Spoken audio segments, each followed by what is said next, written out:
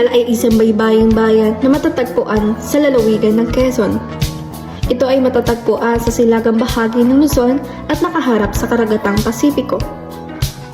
Ang lugar ay may mayayamang kasaysayan na naimpluwensyahan ng estrategikong posisyong geographical. Tuti ang likas na yaman at pagkakaiba-iba ng kultura.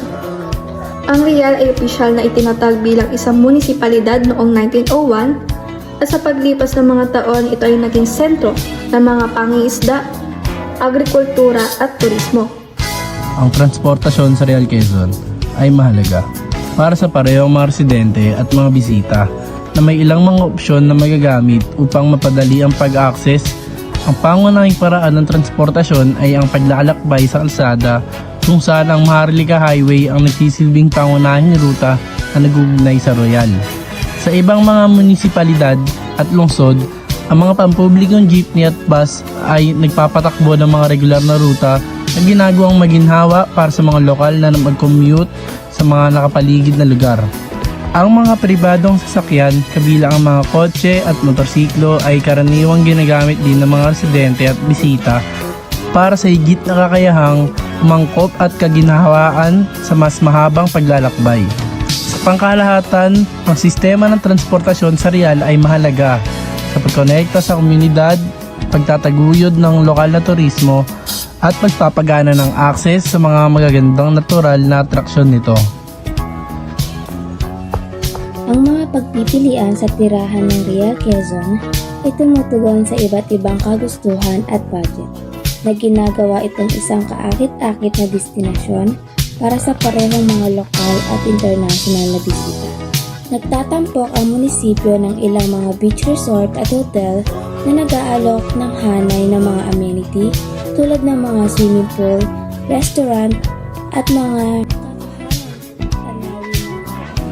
na nakakaakit sa mga turistang naghahanap ng magpapahingahan at paglilibangan.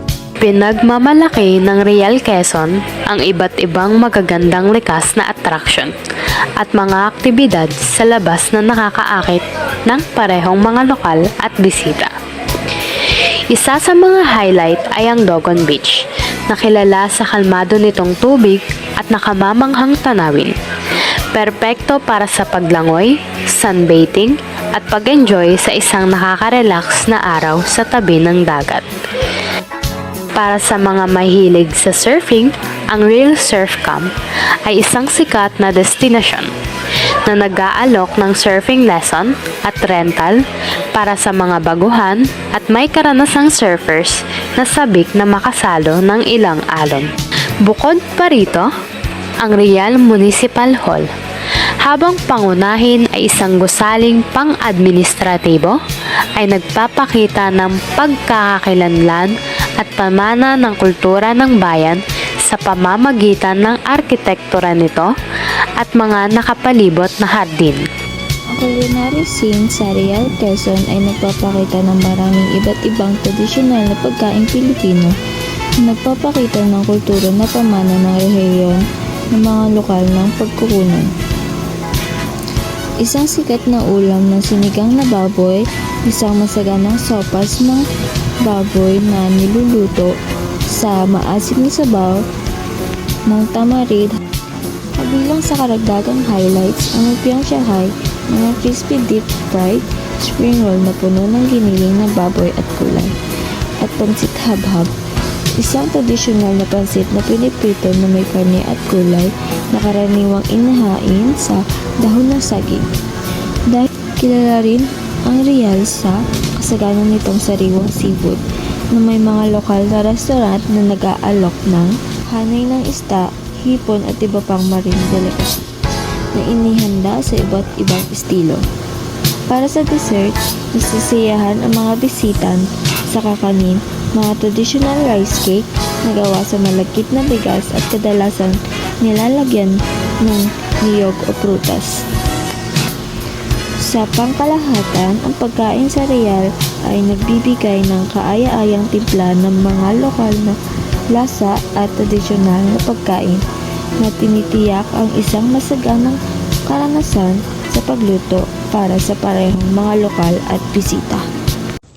Ang Real Quezon ay tahanan ng iba't ibang mga kaganapan at pagdiriwang na nagdiriwang ng mayamang panamang kultura at diwa ng komunidad ng bayan. Isa sa mga pinakilalang pagdiriwang ay ang Feast of St. John the Baptist na ginaganap taon-taon tuwing Hunyo 24. Ang makulay na pagdiriwang na ito ay nagtatampok ng makulay na presisyon, mga tradisyon na sayaw at iba't ibang paligsahan na nagpapatingkad sa mga lokal na nakaugalian ng relihiyosong kahalagahan ng okasyon. Ang mga kasayahan ay kadalasang kinabibilangan ng street dancing kung saan ang mga kalahok ay nagsusuot ng maliliwanag na kasuotan na pinalimuntian ng mga lokal na motif.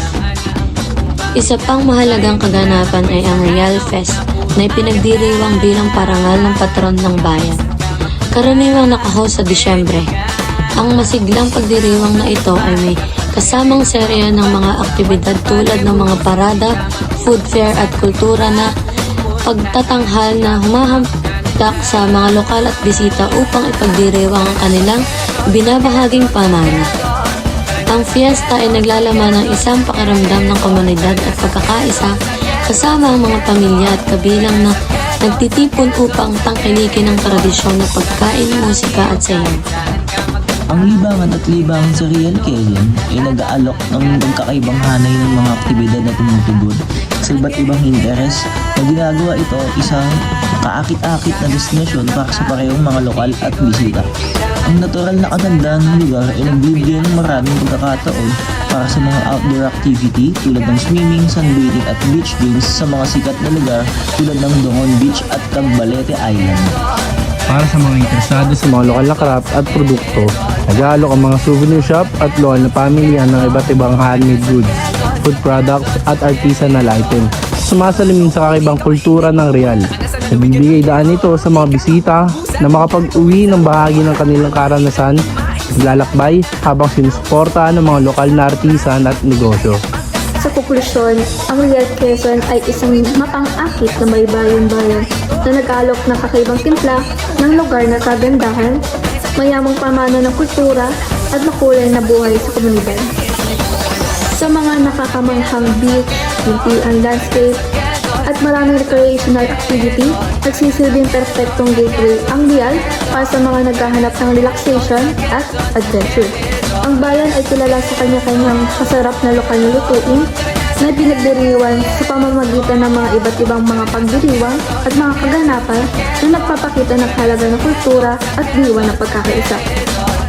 Ang mga natatanging atraksyon at kultural na karanasan ng Real ay makakatulong na makahikayat ng mas maraming bisita at tinitiyak na ang mga nakatagong hiyas na ito ay patuloy na umunlad habang ibinahagi ang kagandahan at kagandahan nito sa mundo.